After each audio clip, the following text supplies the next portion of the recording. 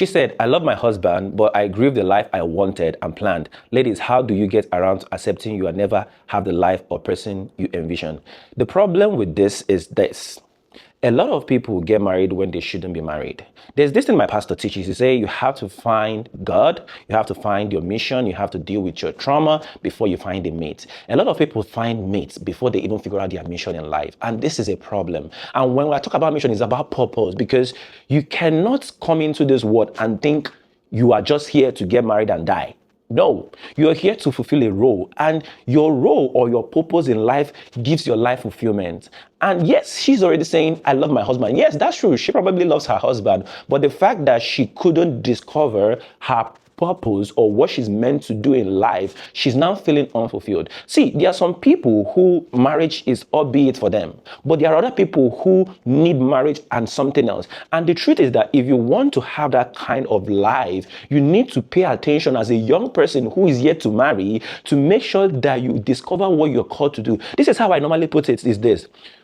A man has a vision for life. He has what he's called to do. And you as a woman, you have a vision for life and what you're called to do. Before you get married to a man, ask yourself, is this a man that when I get married to him, my vision would fit into his vision?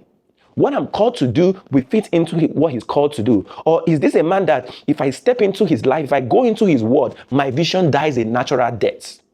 That's not the kind of marriage you want to go into. You want to go into a marriage where what you are called to do finds expression, where who you are still finds expression. Let me tell you the truth. You can have a marriage, you can have kids, and you can still have that life.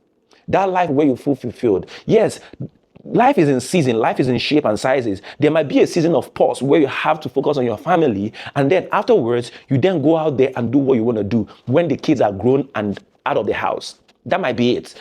So for this young lady, my advice would be this. It is not too late. You can still have the life you envision as long as you have a husband who is willing to support that life, because that is the most mistake most ladies make. They're marrying men who are not ready to support what God has laid in their hands. So make sure that you marry a man who is willing to support that. And for this lady, I hope you got married to that kind of man. But if you don't, I don't know.